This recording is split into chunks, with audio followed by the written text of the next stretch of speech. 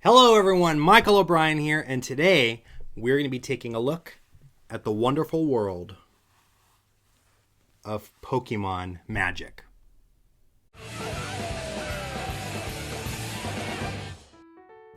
Hello everyone, Michael O'Brien here, and welcome back to another episode of Advice for Magicians, where the goal is to help you to take your magic to the next level. Now, I know you guys have seen that I've been posting a lot of Pokemon related stuff on this channel lately, even some stuff with other genres like Yu-Gi-Oh cards and like Among Us and stuff like that.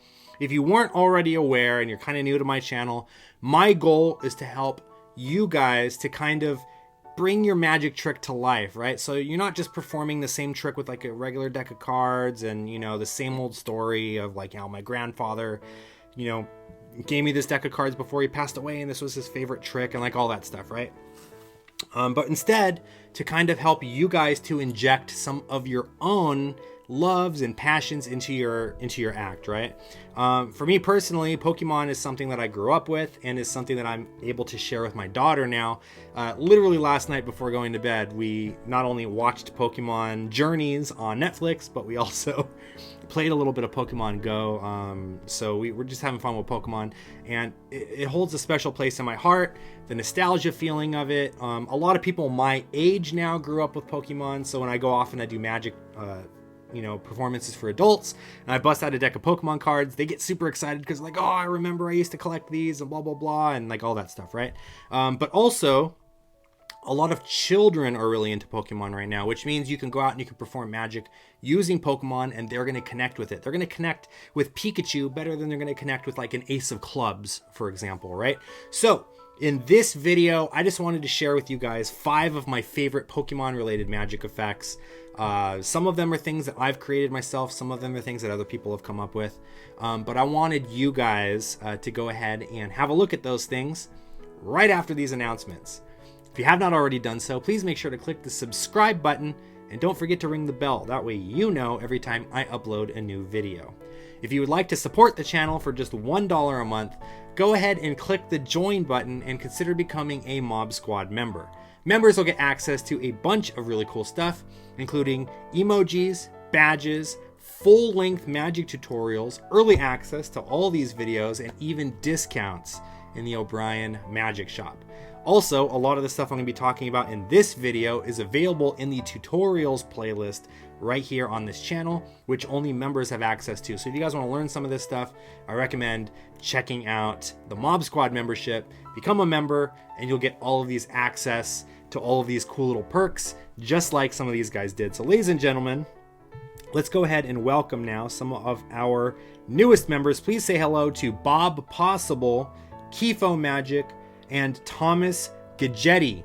Hopefully, Thomas, I didn't butcher your name too much. But thank you guys so much for becoming members. It's because of people like you, I am able to keep this channel going. So again, all of your love, all of your support is greatly appreciated. And that same love goes out to all of my subscribers and all of you guys who continue to watch these videos.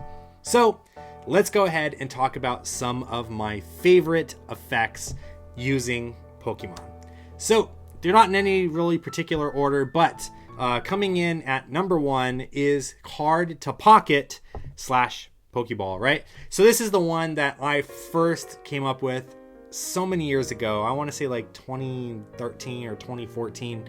I started playing with this idea, and all it really is a card to pocket routine where someone chooses a card, the card gets shuffled in the deck, it keeps jumping into my pocket.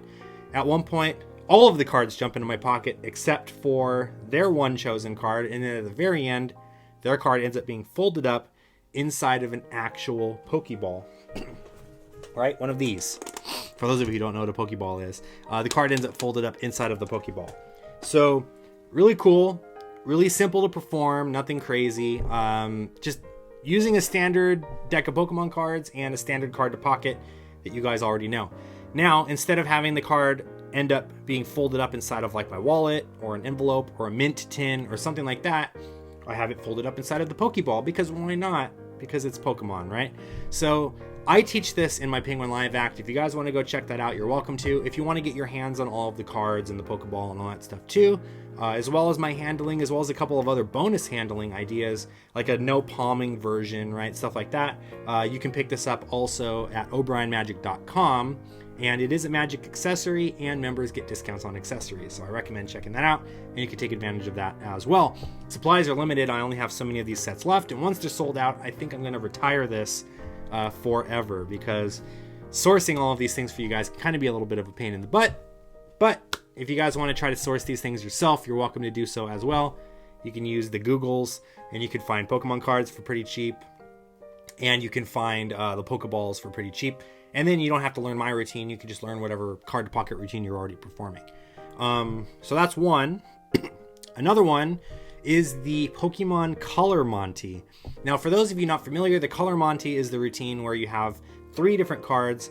You have like a blue diamond, like little shaped card, a red diamond little shaped card, and then a third card, right? That you go through the routine, and you have the diamonds changing colors throughout the routine, and they're on the top, the bottom, the middle constantly. And at the very end, you lay the 3 cards out face down. You say, there's 1 red card and 1 blue card. Can you tell me what the third card is? And they guess red or blue, but they're wrong. So when you flip it over, it says, you owe me money or whatever, right? That's like the most basic variation of the trick. You might have also seen it as the this and that routine, where you have this card, that card, and at the very end, they show the other card, right? So really famous tricks. Pokemon Color Monty is my sort of approach to that. Now, the only place that you can learn that is right here on the channel. If you become a member, you'll be able to learn that inside of the tutorials playlist. But my version is a little bit different, very similar handling, but instead of using the diamond cards, and instead of it being like a kind of a betcha thing, what I ended up doing with it was saying, okay, so we have the 3 starter Pokemon that we love, right? We have Charmander, Bulbasaur, and Squirtle. And then I change all 3 cards into those characters throughout the routine. And at the very end, I lay them down one at a time. There's Charmander, there's Squirtle, and the face down card is the last one. Can you guess which one I ended up picking?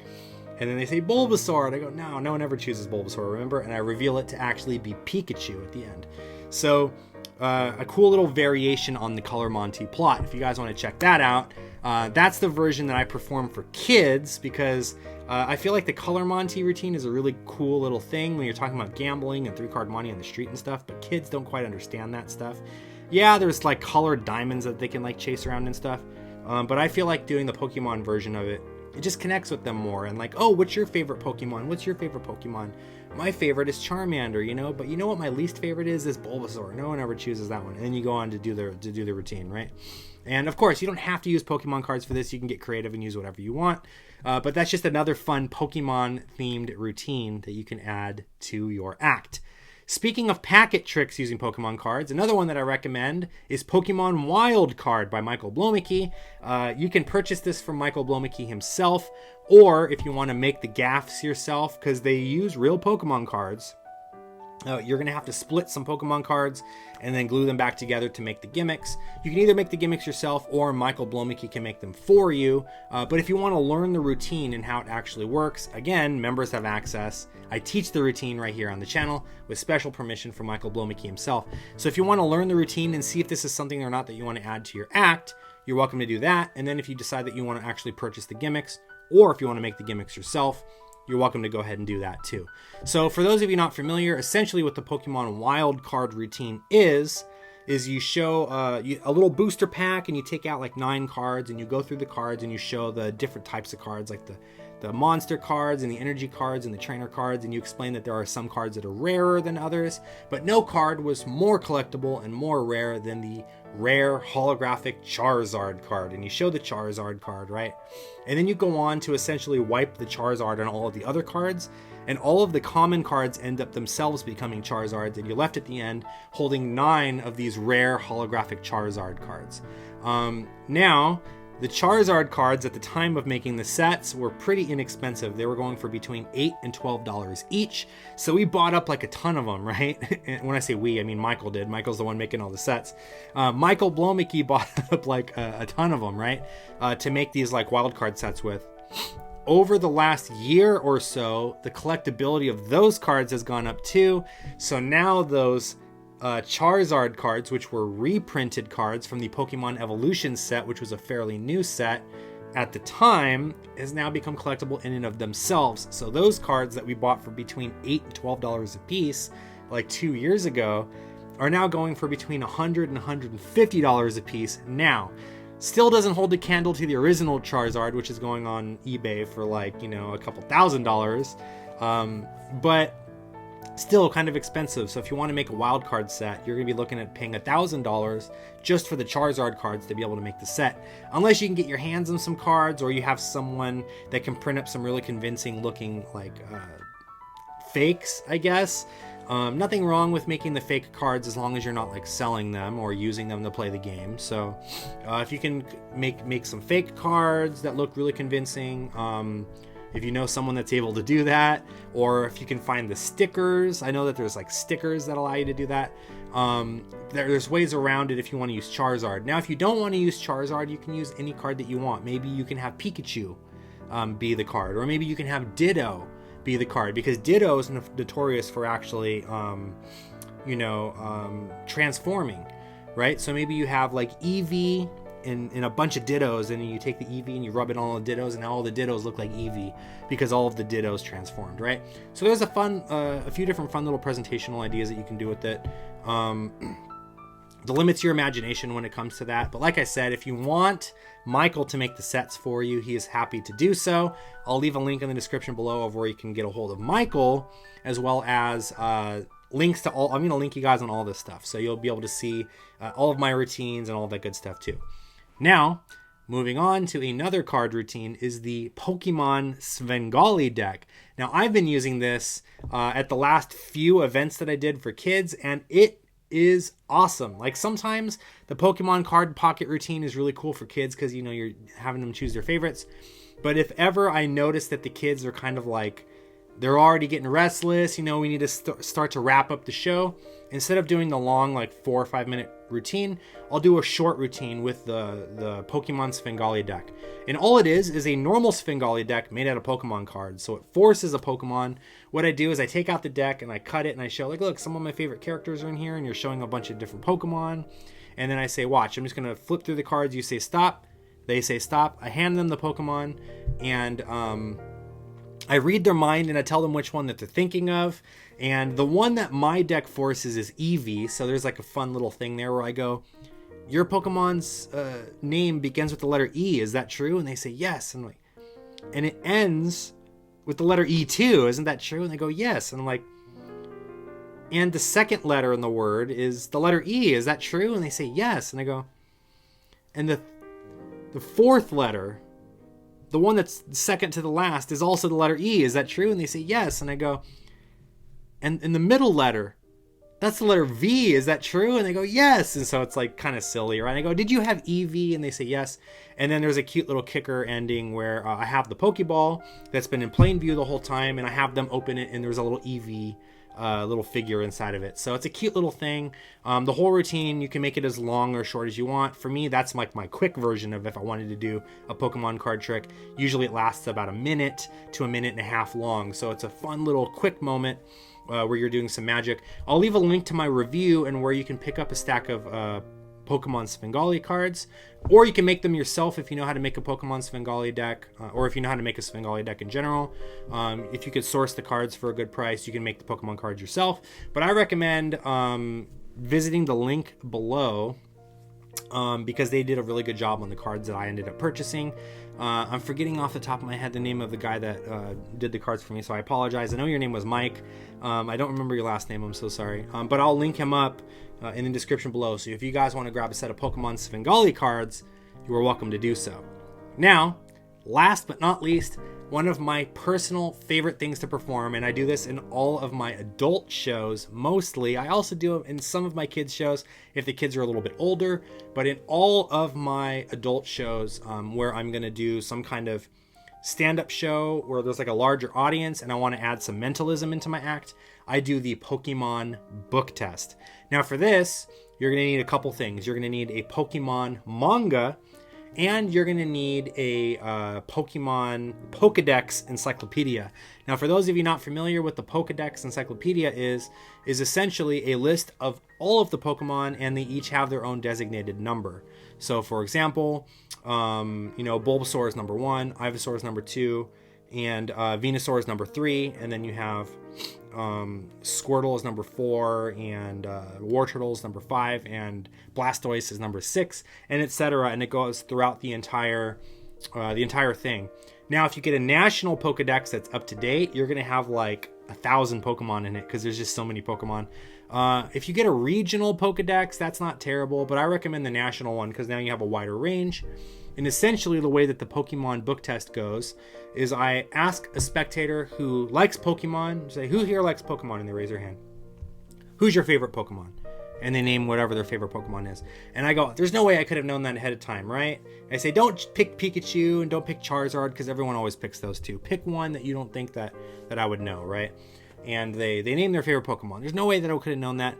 Inside of this envelope here with a giant question mark written on it, I have made a prediction. Would you be impressed if on a single piece of paper inside here, I had the name, let's just say, they said Togepi was their favorite Pokemon. Would you be impressed if inside of this here I had a picture and a name written that says Togepi on a piece of paper? Would that be impressive? And they go, yeah. And I go, okay, cool. So I reach in and I pull out this entire encyclopedia and I flip to the page that has Togepi on it. And I go, look, Togepi's picture's right there and his name is written next to it. What do you know? And everyone laughs because it's like a little gag. And you go, I know. Like, they're all in there. It doesn't matter which one you would have chose. I was just curious to know who your favorite was. My personal favorite is, Mewtwo or whatever, right? You can name any Pokemon. It doesn't matter. And then you say, here, let's go on and do some magic with some more Pokemon stuff. So maybe I do a Pokemon card thing. And then I show the manga, right? And I say, look, I have some manga here. We're going to flip through the pages. And I'm going to try to see if I could read your mind, right? So just say stop whenever you want. You flip through the manga and you hand them the book and you say, I want you to look in that dialogue bubble there and look at the words in the dialogue bubble, and I want you to think of one. Okay, lock it into your mind. Don't tell me what it is. They do that, and then you take like a thing to write on or whatever, and you start writing, and you're like, okay, you're thinking, I'm seeing like a number, right? Like, it's not really a word. It's more like a number, and you start writing, and they're like, no. And you're like, really? Okay, are you sure? And they say yes, and then you write, and then you go, I was thinking of like 150. I don't know if it was like $1.50 or if it was like, I don't know, 150 something, right? What word were you thinking of? And then they say Mewtwo or some Pokemon, right? Doesn't matter. It could be any Pokemon name. And then you're like, wait a minute, that's a Pokemon character's name, right? And they say yes. Like, let's just say they were thinking of Golduck. I know Golduck is number 55. So maybe I wrote the word 55. And I was like, maybe this was a year or someone's age or something, right? And they go, no. What were you thinking of? And they say Golduck. And you're like, wait a minute. Golduck's a Pokemon character's name. Every Pokemon has a number designation tied to it, right? Remember the Pokemon Encyclopedia earlier? Let's go ahead and consult the Pokemon Encyclopedia. So you flip through to entry number 55, which is going to be Golduck in this case, or 150 is Mewtwo, or any Pokemon name. You just got to be able to force a Pokemon name from the manga, and then you can refer back to the Encyclopedia to do the reveal. Now, if you don't want the Encyclopedia, if that's a hassle to try to get one, because they're kind of hard to find, I'm not going to lie.